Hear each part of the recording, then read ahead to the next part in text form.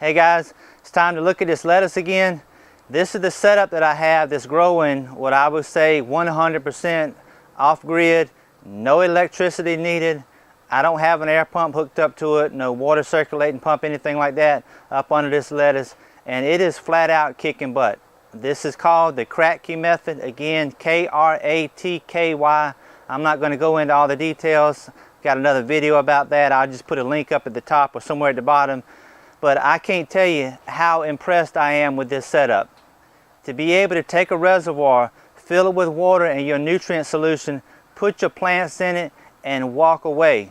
That's how simple this is. Anybody can do it. You can get an idea of just how big this head of lettuce is right here. Absolutely beautiful. Inside of it, no tip burn, no deformities, defections whatsoever. You see one missing right here. Yesterday was one of those rare situations when I wasn't around, and for whatever reason, the building inspector came by yesterday, and my wife showed him the greenhouses out here, talked to him a while. He left with tomatoes and peppers, and he makes salads every day, he said. He sure would like to have some lettuce. So the local building inspector got the very first head of lettuce to come out of this run right here. Just like the commercial growers that you see with their rafts, where they pick the raft up and you see all the lettuce on it and the roots hanging out the bottom, this is the same thing right here. Beautiful, clean roots, no algae. That was a question that got asked several times. What do you do about algae? There are no algae problems with this Kratky setup right here. Because of the fact that the raft sits on top of the ledge on the side, it blocks the sun out and you don't have any problems with it. 100%, no electricity needed whatsoever. Produces some great heads of lettuce. Lord willing, I will be doing a whole lot more of this. It's just so simple, really easy to set up.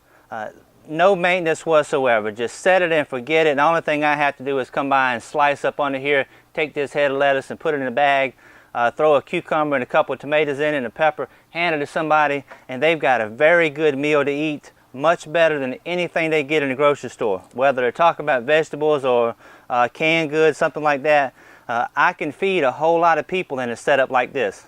But not everybody has the space to put something like this together. A lot of people in apartments, condos, townhome, or maybe just staying with somebody else, and you can't set this up, or even worse, you can't even do the stuff where you bring soil and pot mix into the house. You can do this on a much smaller scale.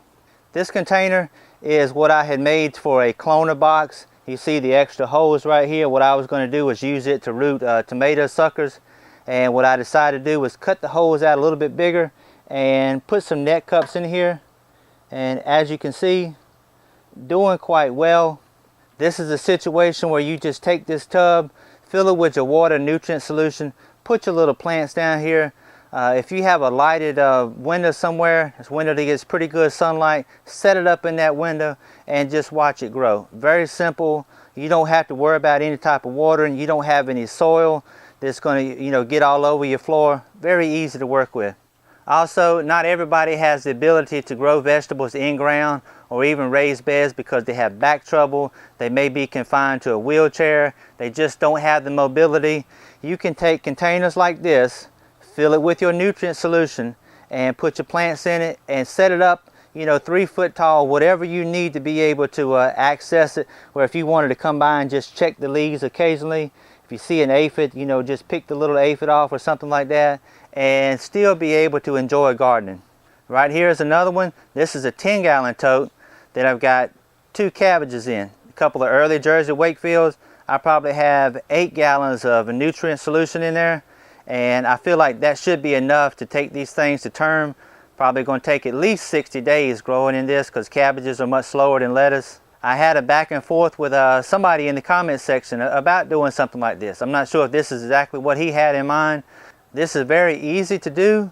Just get you some totes, fill it with water, put your lid on it, and if you're somebody who has a limited supply of water and you don't like the idea of watering plants in the ground because a lot of it dissipates through the soil, evaporates, in a setup like this, there's virtually zero evaporation. Very little at all, very efficient use of what water that you have. Do y'all remember the pak choi that I had growing in a little small OxyClean tub like this? set up like a Dutch bucket. I showed this little guy a while back. This is a pak choi growing in a little 5-pound OxyClean container. This is one that I had in my Dutch bucket set up. As you can see, that plant did extremely well in a very small container. I took another OxyClean tub, cleaned it out, and didn't drill a hole in it because I didn't want to use it like a Dutch bucket. Used it just like a regular container for crack kit stuff, and set me a lettuce plant in it. And you can see how pretty this lettuce plant looks now. Looking up under the bottom of it, see how clean those roots are? You don't see algae and gunk all over them. Very clean little setup. I say it again, anybody can do this. And real quick before I cut this head of lettuce, I need to mention I'll be on Prepper Broadcasting again, as always, the first and third Friday of each month, 9 p.m. Eastern. Hope to see you guys there. And I'm gonna cut me a nice big old head of lettuce.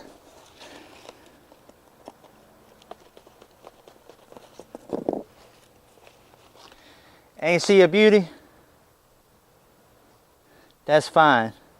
Walmart can't touch what I got. Y'all take care. Lord willing, I'll see you next time.